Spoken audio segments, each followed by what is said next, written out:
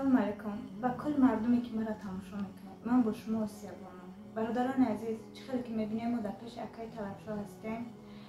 گفتنی هستم که در کارت اکای طلبشو 250,000 روبل در کارت زیبر بانکشون گذشت. 11,120 تومان در دوشنبه سیتیشون گذشت.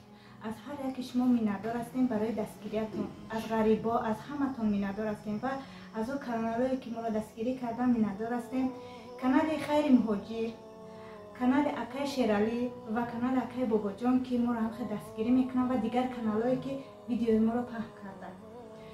ما میخواستیم که با همین مبلغ با اکای طلبشو خونه گیریم، لیکن این مبلغ رو ما برای طبابتشون صرف میکنیم و خدا را شکر که همین مادر که چقدر که مراجعت کرده بودن به برادر خیرخواه، همان خدا را شکر برادر خیرخواه آدماشون دوستانشون آمدن دیدن که در حقیقت همه اکای ما مقصد نیازمندن، محتاج هستن، دستگیری کردن. خوشبختانه روزهای نزدیک مادر با برادر از بیمارخانه برآمده به خانه خودشون میروند و از این چیز ما خیلی خوشحال هستیم که همین خیلی برادرای مهربان هستن. هر روز آمده خبر گرفته از احوال اکای طلبشو و مادران با خبر شدن. ما از هر یک شما میندار هستیم که 1 روبل 2 روبل گذرانده. این امروز ما همین مبلغای شما رو طبابت اکای طلبشو رو مقصد صرف میکنیم. این مبلغای شما و روزهای نزدیک باز میگیم که اکای ما و مادر ما صاحب خانه میشوند. بیاین دعای مادر رو از زبان خودشون برای برادران خیرخواه و برای همون برادری که همین خانه رو به همین اکم و مادرم توفه میکنه. جانو بچهای غریبم، ای شما میندارم در خاکای پاتون بمبرم. خدا بچه ها خوری را نبینه، عمری درستان بده.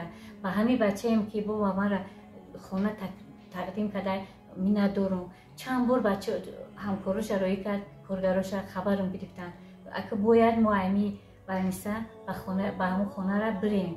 باید ما برای همین کم میندارم. ای همتون خدای خداوند و همتون پروردگار و کمال پیری برسونه، عمری درستان بده. پنجه پیغمبر در پشتون شود، خوجه خیز نظرتون کنه. پروردگار خوری را نبینین و همه پیری ما برسین، ویردارتون کنه. دستی کما نبینین، در کجای باشین خداوند کریم نگهبانتون باشه. خدا خورتون نکنه، پروردگار ایمون خورتون نکنه. امین الله. السلام علیکم برادرای عزیز، سلام علیکم با کل مردم مسلمان. این خوشحالی است که مقصد چند روز پیش یک مادر با همراه فرزندش که بود، مقصد یک برادر ما بود که پارت افتاده بودم.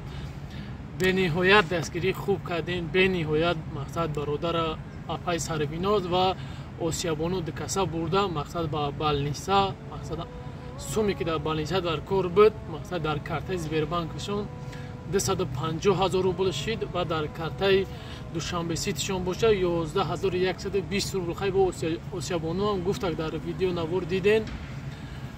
به نهایت میندارم. بعد یک خوشخبر دیگه که انا این مادر همراه فرزندش صاحب خانه شدن. برادرای عزیز، این مقصد ایو چیز میشود که ما انا همین روز مردم توجیک یک جویا بدن ما که همه کسی یک جویا شدیم. همین مادر قدی برادر دستگیری کردیم، هم صاحب خانه شدن و هم باشد برای بالنیستش هم بیمار بدنش هم سومی در کاری جمع شد. برادرای عزیز، برای هم به نهایت باور که میندارم که دستگیری میکنین انا همین روزو.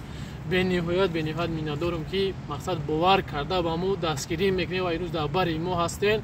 ما هم کوشش میکنیم که برای در غریبی بودن، برای مردم توجیک یاجویا بودن کوشش میکنیم که چیزی ای دست ما بیا حرکت میکنیم. برای هم به نهایت خرسندم میروز که مثلا ویدنوار را پارفتم، هم پولی بالنیساش جمع شد، هم صاحب خانه شد مادر. و همه کسی در حق مادر دعاگو باشین و نمره مادر در ویدیو پیشینه بود زنگ بزنین، مادر برای خانهش تبریک کنین. انشالله مادر بعد بالنیسا به خانه خودش رفته مثلا میدروید که مادر در کوارتیر بود. همون روزی که برو وردن بالنیسا وردن، همون روز سراغ داشت. همون روز گرفتم مثلا مادر جایی نداشت.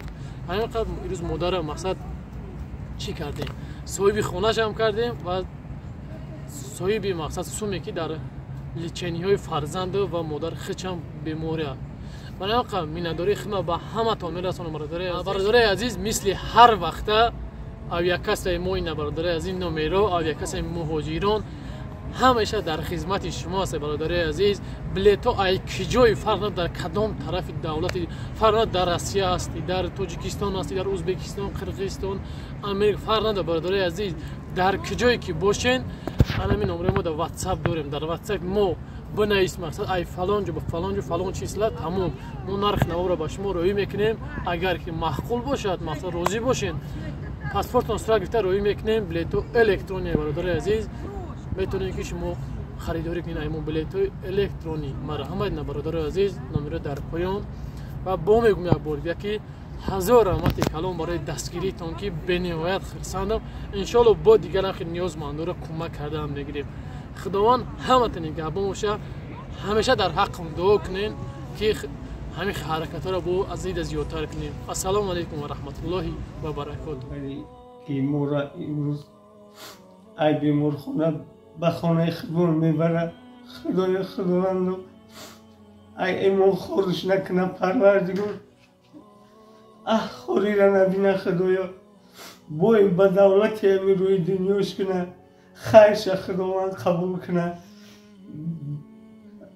خوری را نبینه من ای همش ای شاگرداشم ای دوستاشم ای خچم میندارم که این روز دبری من ایستادیم خدا ایو را همه وقت دولت های دنیا را بتید خدا خور نشود با یکم گفتنیم که تو مرد دنیایی خدا همین دولت رو تربته خدا خوری را نبینی هزار رحمت نداری خدمت رسول همین اکا جونی مرد بچه هم همین یک عمر دعا میکنم که خداوند اکای مرا در تمامی جو خدا نگهبان باشه فرزندو شود همه اویلش خداوند به کمالی پیری برسون